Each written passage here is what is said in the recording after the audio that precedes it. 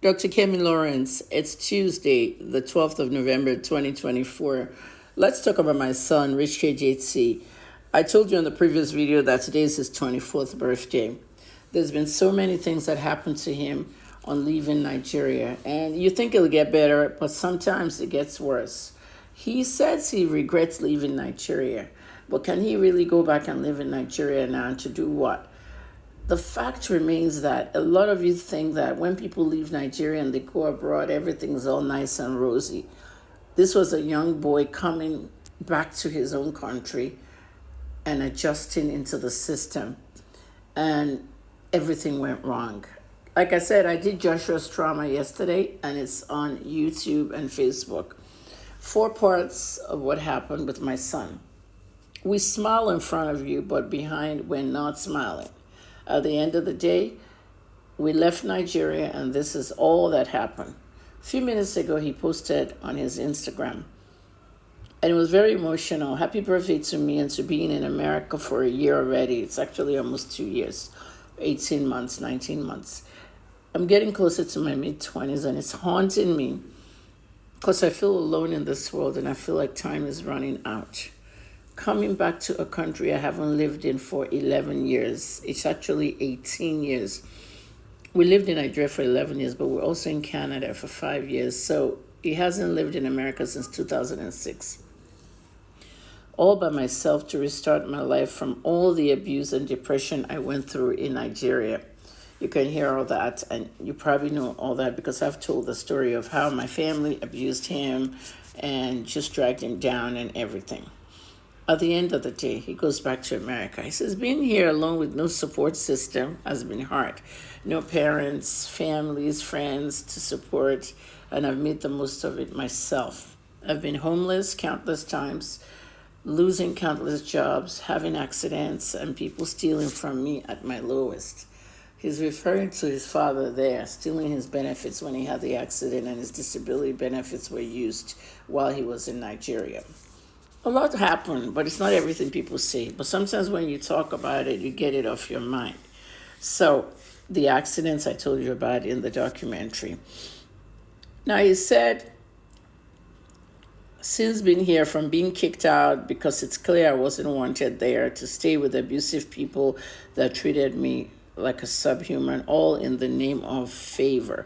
That's the Nigerians that he went to live with. I always said this thing in Nigeria. We don't have anyone in America. I'll be hearing people say, oh, sending back to America. His music is really good. It's for America. You just send people back to America. Never send your child to anyone living in America or UK because they're citizens and your child has nowhere to stay. This whole system that Nigerians put together, they'll let your child live with them for 3 months. They'll help him navigate the system. After 3 months, he can get his own apartment and whatnot. It doesn't work. It's just horrible people who take advantage because they're doing you a favor. I had a car accident and lost my car to a reckless driver. That girl that was talking on the phone had to go to court for the first time because I didn't have insurance and I was a new driver. I slept outside, slept in my car, all while working 3 jobs and trying to pursue a career in modeling. Everything I went through made me stray a bit from God, but I'm writing this as something to look back on when everything eventually gets better. And also because people don't see the struggle of social media. They just see the good moments. Hopefully I can write a book on everything I experienced so far in America. Thank you to everyone for the birthday wishes, and cheers to he meant to write 24, not 23. Let me stop yapping now, just to get that off my chest. So there you go. He has posted on his Instagram, and this was the caption, the photo caption he had. Everything's not rosy in America, but Richkjt has been with me since birth. He has always been with me. I'll be walking inside the house as a digital reporter online. He'll be in his baby high chair.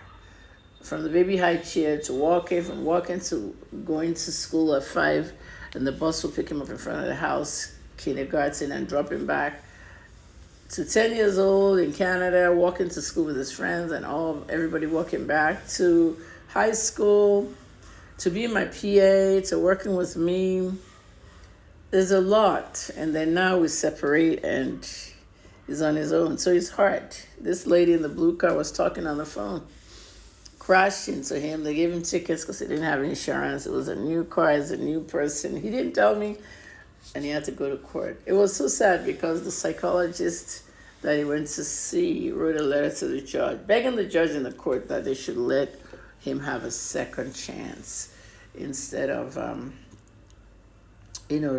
ruining his driving record or making him pay huge fines or whatnot. But at the end of the day, that's his car that it was totaled. And he was injured as well.